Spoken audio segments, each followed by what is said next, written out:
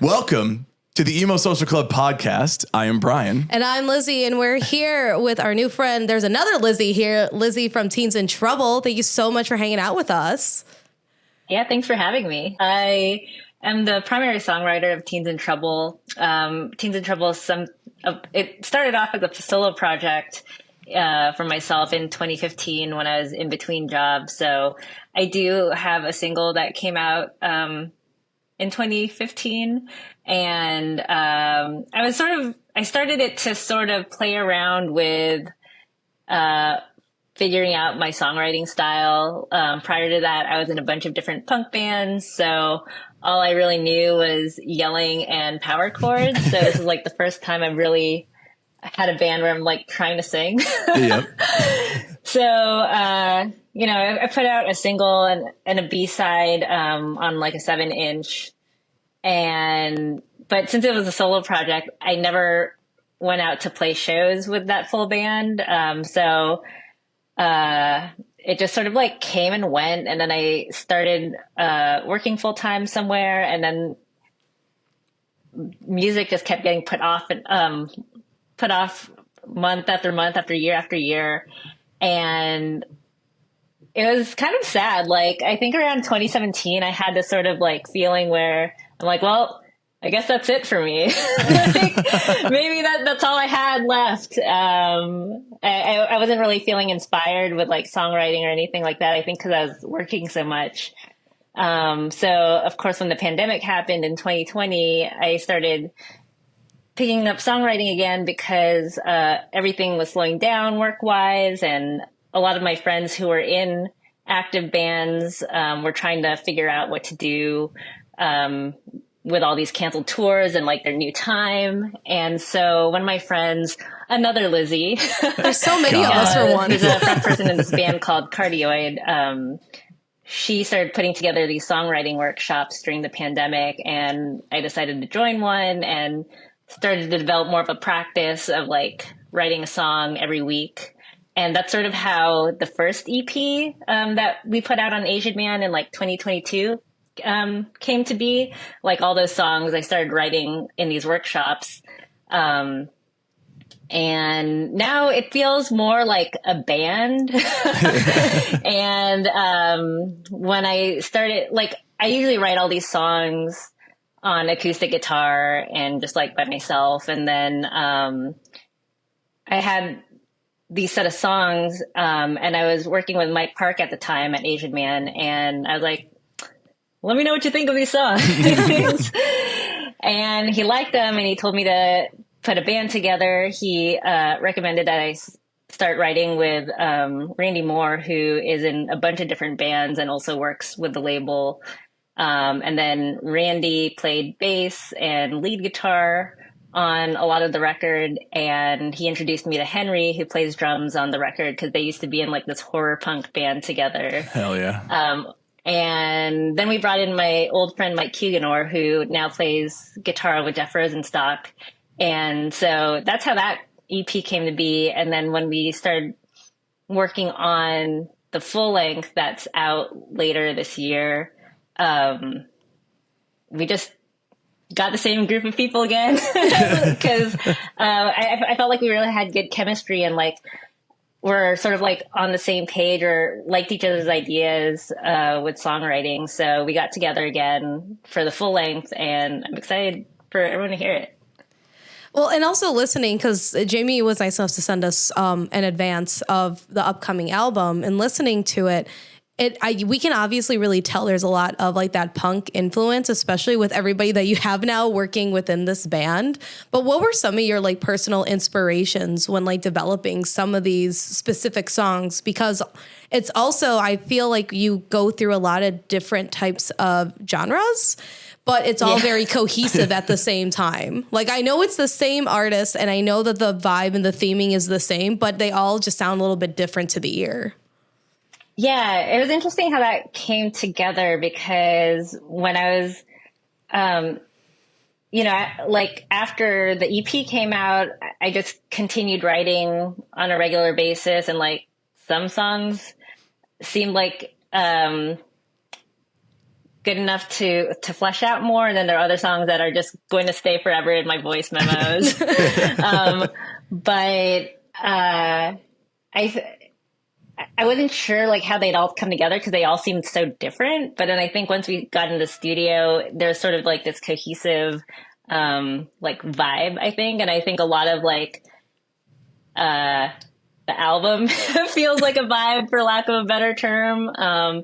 And at the time I was listening to a lot of, I think I generally listened to a lot of different things already, but especially during that time, I'm just hitting it really hard with like the OCs. And I wasn't listening to a lot of Weezer, but I feel like Weezer's always sort of like in my songwriting blood just because I grew up listening to Blue Album and Pinkerton was like the album that made me most excited about songwriting. What else was I listening? Oh, I was listening to a lot of Pixies, and like I think towards the tail end of my writing before we got in the studio, I was listening to a lot of like Guided by Voices. So I don't know. I went down this like sort of like 90s rock era music, and then also just like a lot of sort of like garagey and just really like driving kind of music. Like I was listening to a lot of Can too. So I don't know. It's just like, and I think that was my approach to the full length compared to like the previous EP where, like in hindsight, the EP feels like really safe. And I feel like that's because that was like my first time back in the studio in a long time. I had just met Randy in person, even though like we've been collaborating, over email and like sending demos back and forth. That was my first time meeting Henry. And like, I've known Mike for a long time, but we never really worked on music together. So I was just like, I was nervous, even though it was definitely like a safe collaborative space. And once we like got to know each other more, when it came time to record the full length album, we were just like, really playing and working together. And the thing I did differently was just trying to feel out every song. Like Henry would play drums and I would play guitar along while we were recording his drums. And I would like try to bob my head along to like the music. And if I didn't feel like we were rocking, we'd have to like, you know, try to work on it more. Like, okay, this is not rocking enough. Doesn't rock hard enough. Yeah. And that's the thing I noticed too about like playing live shows is when we were playing the EP stuff live, it feels it's just like, you know, very mid tempo, like, and having been in like so many bands that just like thrashed all around before, it's like, no, we need to rock harder. So that's sort of like when we started, we did start playing some of the new album stuff live, and there's just like a huge difference in energy. Hell yeah. Let's make sure that we shout out the record coming out at the top here, because we always are like, oh, right, we get there to the is end a and record. we're like, oh. Yeah. The debut album, What's Mine, it's out March 29th via Asian Man Records. I know we've just talked a lot about it, but is there anything else you want to be like, this is why you need to go listen to it and play it all Well, you can day? check out the first 2 singles out now. You Don't Want to Mess With Me was the first one we released in December.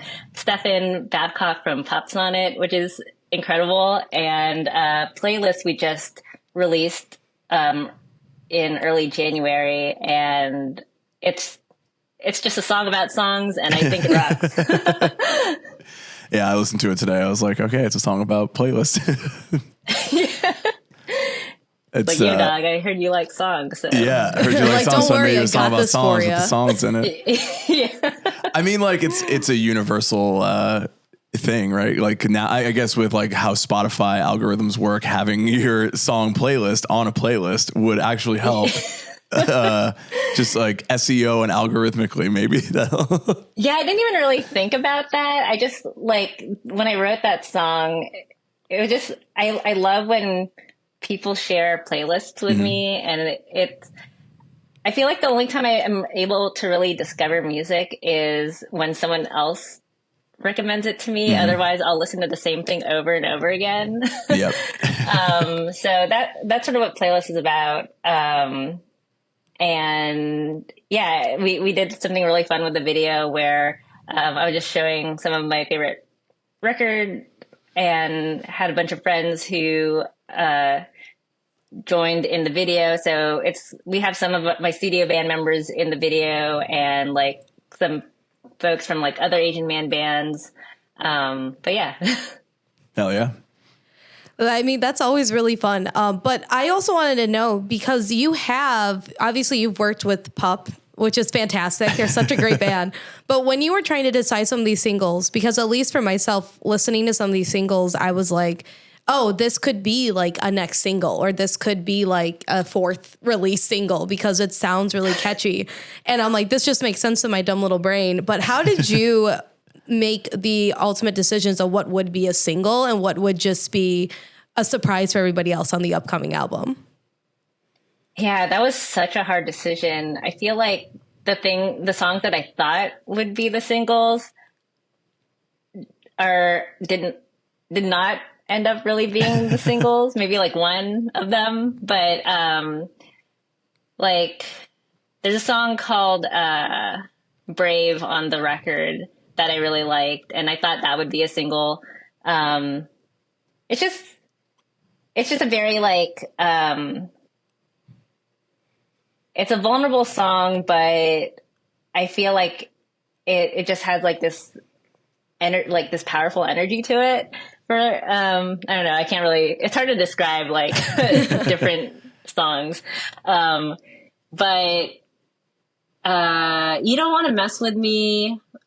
When we were writing that and then recording it in the studio,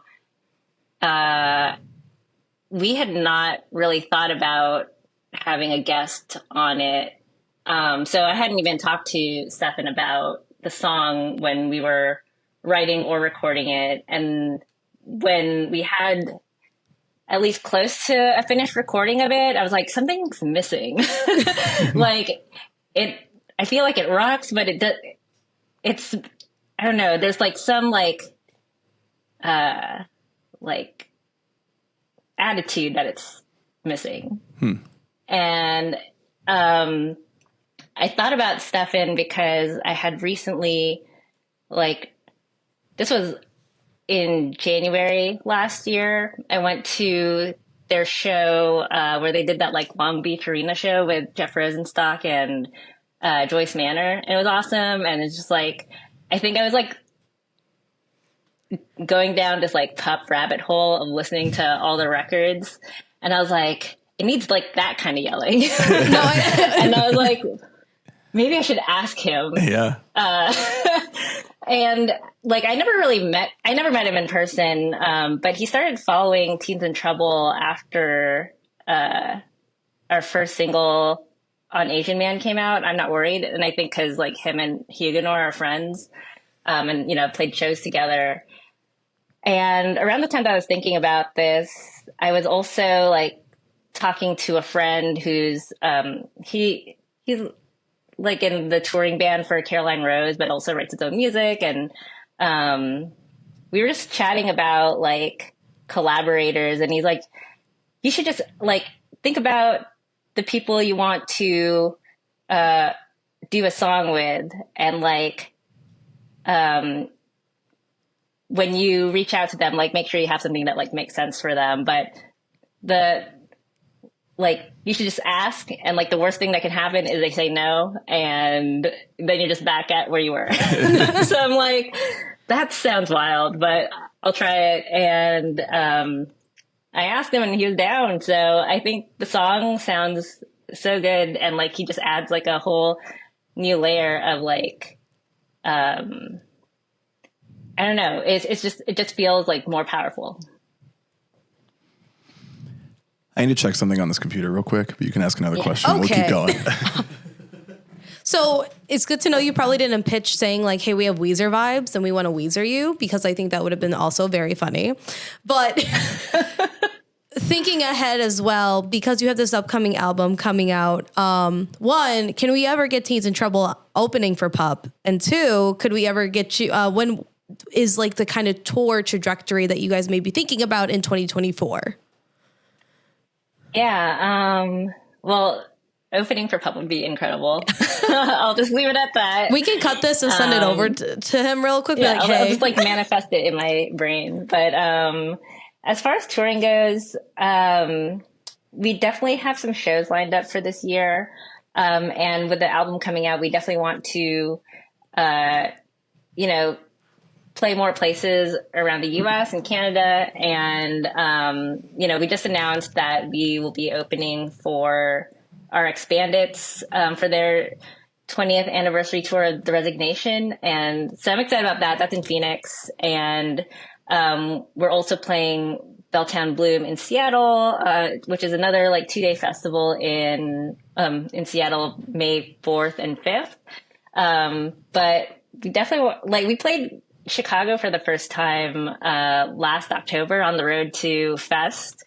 So we want to do that again. And yeah, I mean, I just moved I'm based in Raleigh, North Carolina now. And coming from California, it's the biggest difference to me was like there are so many more states on this side. So it's like, whoa, you can play all these places and just like drive there. You don't have just ridiculous. One mega state, and then to the south you have another mega state, and then you're like, I guess this is all that exists here. Yeah. You just like play 20 different cities in California. I'm kidding. I mean, that's like it's one state of a bunch of different like small locations that you would drive to versus like we're playing in Philadelphia, for example. We have some friends from like the area, and it's like we're playing Philly, and then it's like, oh, well, I'm driving over from another state entirely because that's the closest show to me. Like, what do you mean? If you're not coming to Chicago, we're not seeing you. Like, I won't be able to make the show. They're like, Milwaukee. It's like, where is that? Yeah.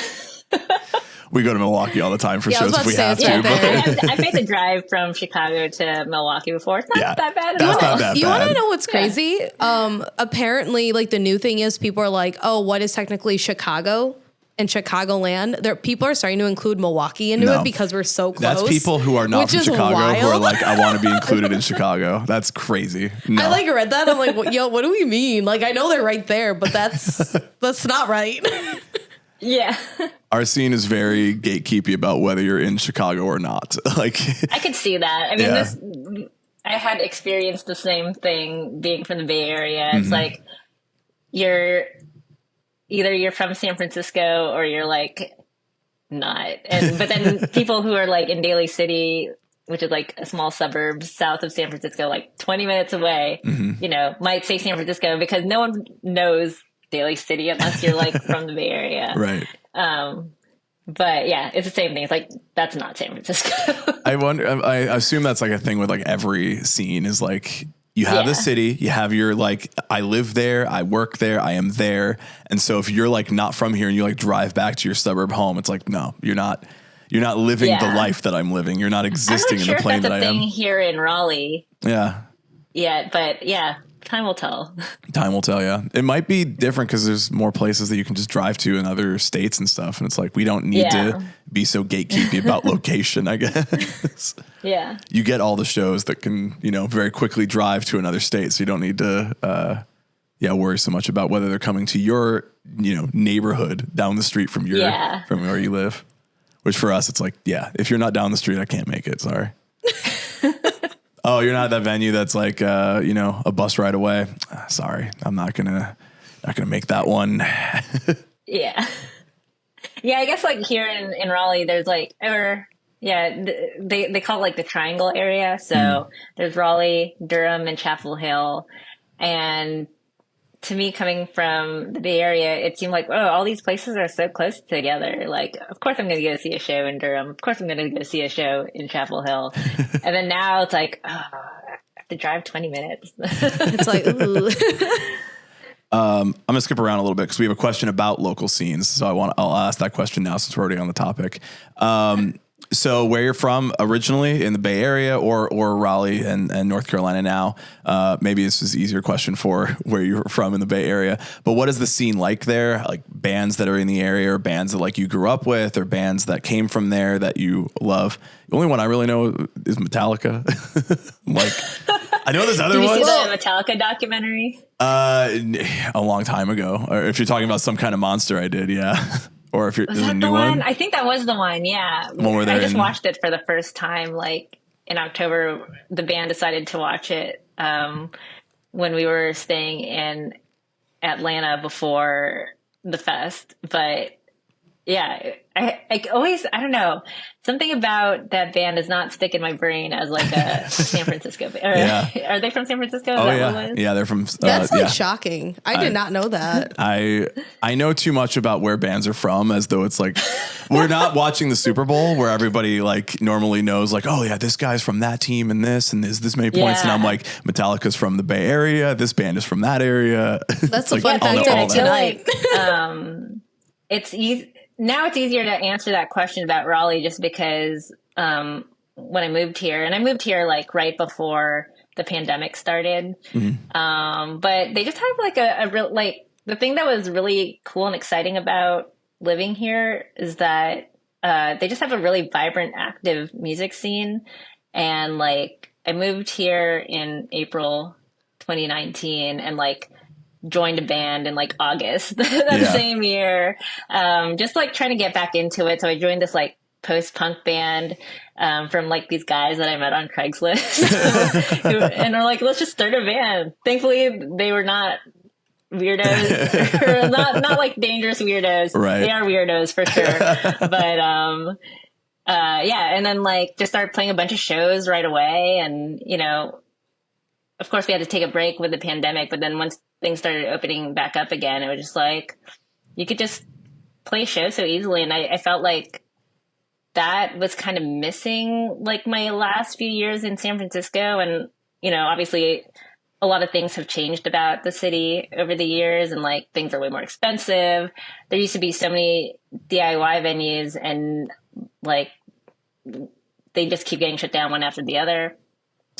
So like I played with a bunch of different bands in the Bay Area, like through high school and like just after high school. So there were like always like the same like local bands in the scene. Shinobu was one of them, which is how I met Mike Huguenot. We played a bunch of shows together, and there's like this band called the Muckruckers in San Jose.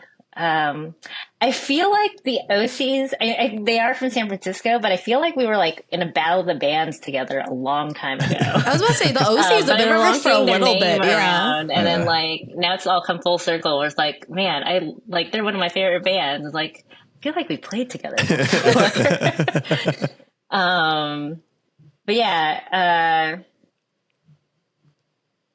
I don't know. There's a lot of like different micro scenes within the Bay Area. So like we're mostly in like just the sort of like DIY punk / like Asian man records family, even though like at that time I had never met Mike Park, but I felt like that scene was always in my orbit.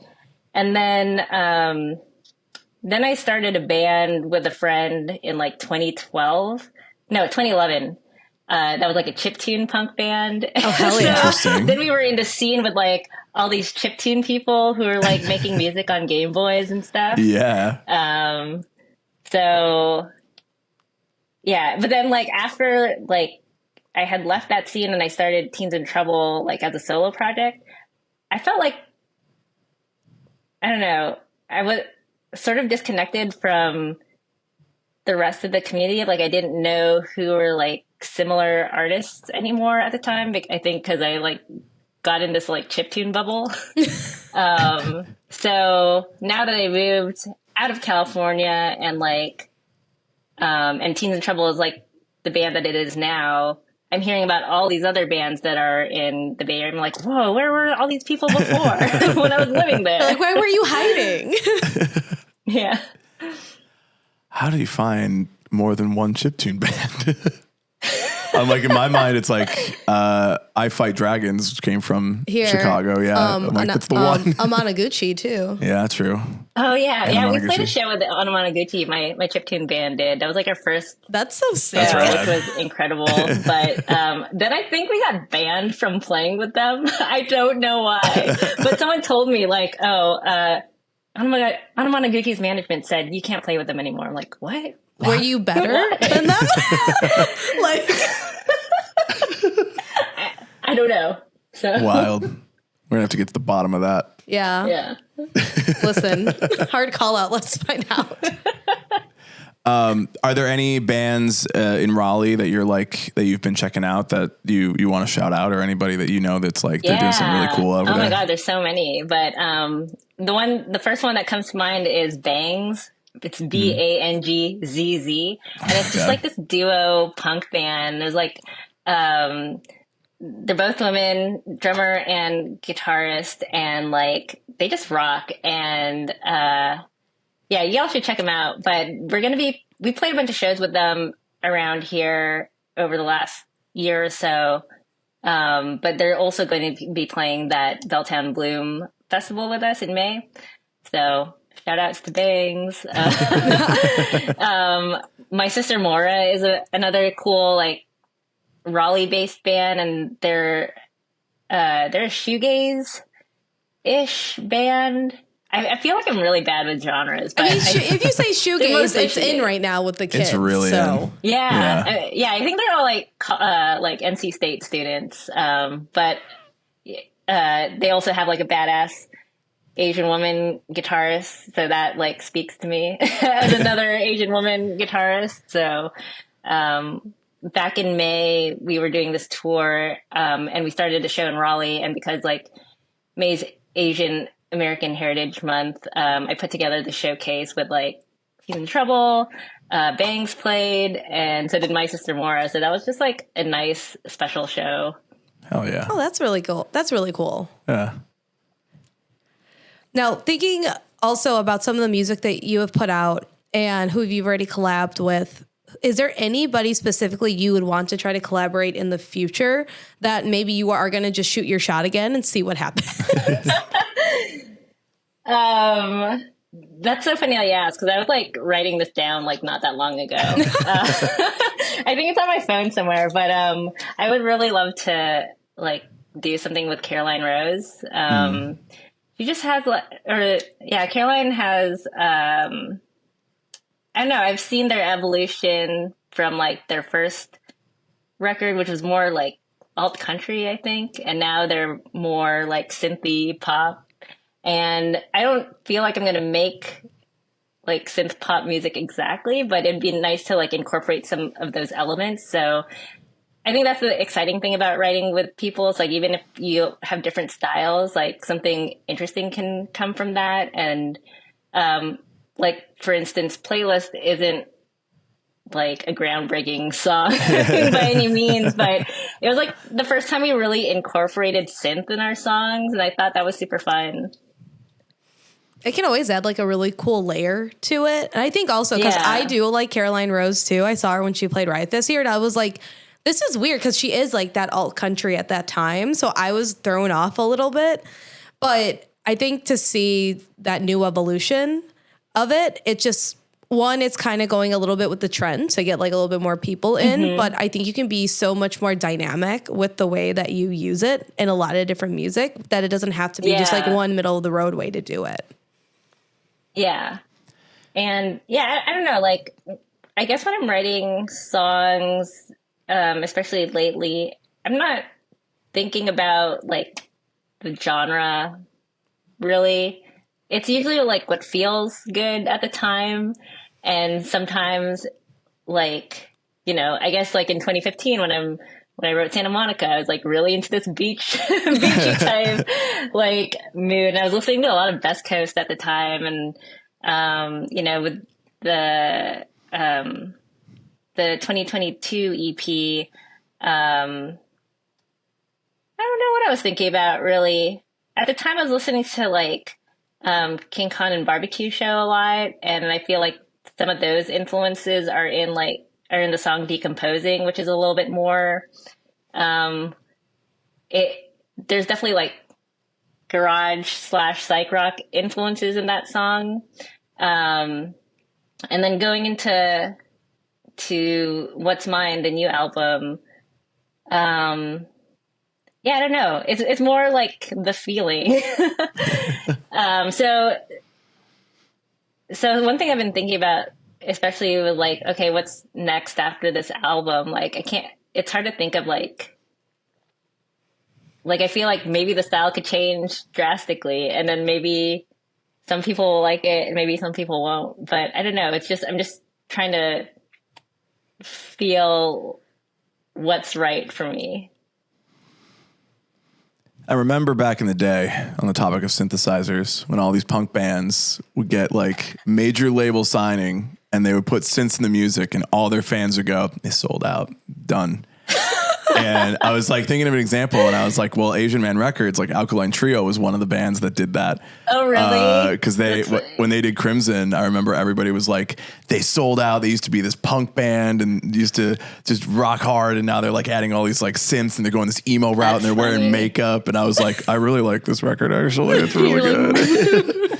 It's like just better songwriting. My friend Randy, who, so he produced the EP, and played bass and guitar on it, but also produced this full length and also played bass and guitar and some synth. But when we were demoing these songs, like he started like adding these synth lines, like, wait, what is happening here? Yeah. Like, I kind of like this. It was just like something I hadn't really thought about. And then it's kind of funny, like, I felt like he was adding synth to like everything for a minute. I was like, no, okay, that's too much. there is such a thing as too much synth, and we do have to dial it back. I'm on the side of like, because when I was in a band, I was writing all the synthesizer parts. Like, so I would record the whole band and just go, cool, I'm just gonna mess around with this. And I was like adding like a lot, and I'm like, yeah, nothing's coming out, so you guys got to work around it. So sorry. And now, like, I was hanging out in the studio with a couple friends, and we were like just kind of goofing around and writing some stuff. And like, a friend wrote a riff, and I'm like, this needs like DJ scratches, like Limp Bizkit style. Oh no! Oh my god! We're gonna need to put direct scratches. I could do that. Like, I think I'm just like obsessed with new metal in a way where I'm just like, I need that somehow in there. But yeah, I'm definitely the person who's like, we're finding the weirdest synth. We're finding the most random thing to throw in here. And we're just going to toss it in there. And people will be like, what is happening? But yeah, well, I mean, like in high school, I really loved like, some of my favorite bands were the Get Up Kids. And so from listening to the Get Up Kids, I'd listened to Reggie and the Full Effect. And that was just like all synths and amazing. And I really liked some of the Weezer B-sides where they had synth. So I don't know if that was like Rivers or Matt Sharp, but when Matt Sharp broke off to start the Rentals, like that was another like synth heavy band that I liked. I felt like there was another one. And all I hear right now in my head is like, I just threw out the love of my dreams. I was like thinking that. I was like, oh my God. I'm like, yeah. So when are we going to get a Teens in Trouble cover of any Weezer song, specifically anything from Pinkerton? Oh my God. Because I love Pinkerton, so I get it. Oh my God. We did like a West Coast tour in December. And this was to promote the split we did with Desert Mambas. But during our last two shows of the tour, which was in Portland and Seattle, we all covered El Scorcho. So there's a video of that somewhere. I think I need to upload it. Hell yeah. That's hard. That'd be fun to record. We also, I don't know if it's still on my SoundCloud, but I did do a cover of Jamie, one of the Weezer B-sides. Ooh. Nice. Yeah. Do we need to fight over which is better, Blue Album or Pinkerton on the pod? Pinkerton. Yeah, it's Pinkerton. It's Blue Album. It's Blue Album, guys. I'm so sorry. I'm so sorry. First of all, it's 2 against 1. It's 2 Lizzies against Brian. One Brian. I'm combining all Lizzie opinions into one opinion, so it's actually only 1v1. Damn, so it just cancels each other Any out. Lizzie has said this, yeah. All right. Well, I'll know when I'm losing, and I'll step back from my opinion, even though I'm right. No. I think I just like really love the rawness of Pinkerton. Like Blue Album is incredible. We'll just settle that. It's a great album. They're Pinkerton, and you know, I think like a lot of music for people, it's just like a time and a place. So like for me, when I first heard Pinkerton, I was like 16 and like not having a good time, and my friend let me borrow his Pinkerton CD, and I listened to it, and I just remember like being at my in my living room and listening to it, and I was like, whoa, what is this? And just like listening to it over and over again, and just like analyzing every single little like guitar note and like the solos, and like I'd call over my younger sister and be like, oh my God, listen to this, and then like play back the solo, like, isn't that crazy? Can you believe they're doing that on this album? I don't have an argument. I'm like trying to think of like, yeah, but like on the Blue Album, when they say my name is Jonas, like, oh my God, we've all been there, you know? We've all been there. Yeah. Oh my God, he's carrying the wheel. It's so he's deep. carrying the wheel, dude. And then it's like, you know, the other ones. When I'm like just like Buddy Holly. I don't have good arguments about Only it. in Dreams, though, that is just like a devastating song. Oh my God, So it is. good. It's just like, oh my God, like now I'm like really depressed, even more so than I already was when I started listening to the album. God. Yeah. Thinking My about favorite song on that record is In the Garage. Yeah. Oh my God, it's such a good song too. Yeah. I'm so happy there's more Pinkerton fans out there, because I the same reason I like it is like how you do it too. Is like it's very raw, and it's just more like that garagey, crunchy punk sound that I really like, that you don't find like very often in the mainstream, if at all. And like they just did it very well. Yeah, and the thing that I like too about just how like I don't know if this like is related to the rawness of it, but the thing that stuck with me the most about those solos was I just never really heard guitar solos like that felt like they had their own emotion. And so I don't know, it was like even the short solo in like El Scorcho, where it's like doo, doo, doo, doo, doo, doo. It just, I don't know, it has its own like personality. That's interesting. And you're right. Because I feel like guitar solos maybe before that, like from the 80s and like early 90s, is like, look how much I can shred. Look how good I am. And like, so on the vocalist and lyricist, you're like, I have to, you know, exude this emotion in the music, and I have to give you a reason to come back to the shows. But the guitarist gets to go, hey, look at this cool thing I can do. And then just like rips a solo. And you're like, what did you bring to it? It's like nothing but my talent, my raw skill, you know? Yeah. Look at my fingies go. I can play guitar so fast. He's so fast and so good. And it's like, yeah, I'm going back to see that. And then, you know, Motley Crue is just like, shout at the devil. And I was like, I was like, all right. It's like, where's the emotion Is behind that exactly that? how a Motley Crue show goes? That's so crazy. Yeah. Yeah. So Randy told me something interesting when we were on this last tour, which he heard recently. So I feel like it was like the passing of knowledge. But like there's a song that I wrote called Sharon that's on the Split EP about my therapist ghosting me. But there's this like really cool guitar, well, I think it's cool, guitar solo in it. And so we started playing, like, it's just like this dual lead solo thing. So me and the lead guitarist, Sim, who's in this band called Albert Square, and he's also played guitar in Kitty Cat Fan Club on Asian Man Records, but he's been like our touring guitarist. And so we would like do this dual lead solo for that song Sharon live. And Randy was telling me like the solo is sort of like it should be treated as like another voice or like another like vocal line. So there is like emotion to it, and you just have to. It's hard to explain, but it's like you have to just like emote with the guitar notes, which made total sense to me. Yeah. I mean, look, I'm about to tell all the guitarists I work with, like, what is the emotion you're bringing to this? When you hit these chords, what do you really feel? throw them off. I could What is see the you guitar saying that trying to to some of say? them. Yeah, what do you want to tell me with this riff? It's like, I know it's cool. It's like, no. What do you want to tell me? I know What do the you ones want that me you to would be feel? talking to, and they would just be like, "What is wrong with you?" No, they would. Yeah, they're literally like, I've only worked with guitarists who are like, no, but look how cool I can do this. Like, look how fast I can shred. It's like, this is me coming from like the metalcore scene, like from back in the day. I just being like, okay, it literally is just like showing off. This is also because, a bunch of dudes get in a room together and it's like, look at this. And like, no, you look at this and you look at this. It's like, God, you're not writing a song anymore. We're writing how cool we all are. It's no wonder no one wants to listen to it. It's like, the songs might suck because we don't say anything. You're just like, yeah, look at this riff. No one cares. Maybe it's a vibe to them. It definitely is. And I mean, I liked it, but then I'm like, well, it's my own. You listen to your own music and you're like, yeah, this is rad. And everyone else is like, I'm glad you're having fun. It's like, all right. It sucks.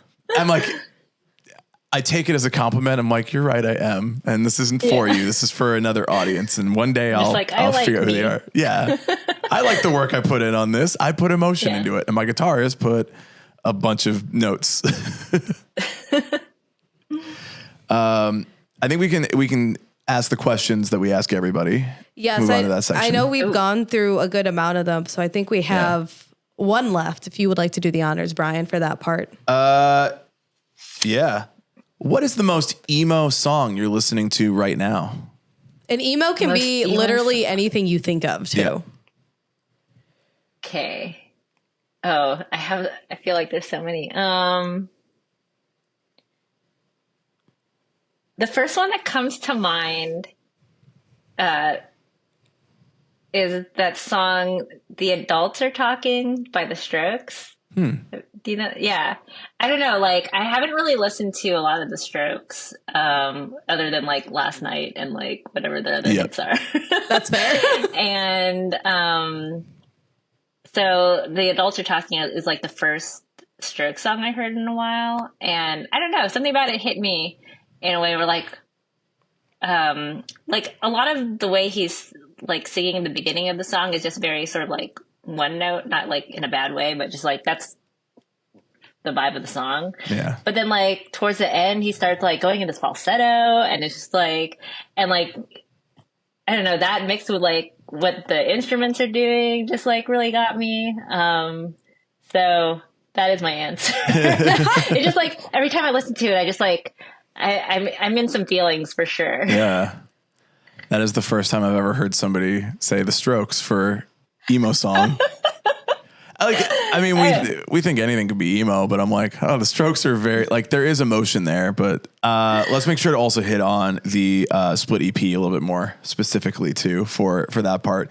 You had the split EP, which is already out. So when people are listening to this, they can already check out some of your music. The split EP with Desert Mamba came out in November. So let's at least, let people know where they can listen to that now while they get anticipated to the new record. On all streaming platforms. Where we got it on Bandcamp, on Apple Music, on Spotify, on Tidal and Deezer. Hell yeah. Or at least that's what they tell me. But yeah, no, that was a super fun thing to do. I had it's actually kind of backwards because I recorded that after I finished recording the debut album.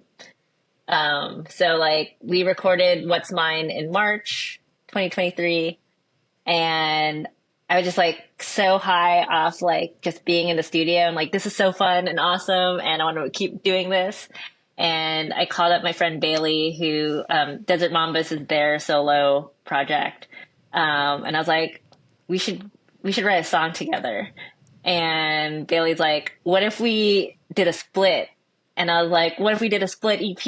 Oh my God. So like one thing led after another. And like, so this was like late March, early April, we were talking about this. And then in July, I went back into the studio and recorded 2 songs so it's Winter in the Trap and Sharon. And then Bailey recorded their songs in like August. And then we put it out in October. I think, no, in November. We put it out in November. So it was just like this like 8 month sprint of let's just do this thing. And it's funny. I just talked to Bailey earlier today. We were just talking about like doing more shows together. I feel like we just like match each other's energy in terms of like, if we know we want to do something, we'll just like go ahead and do it.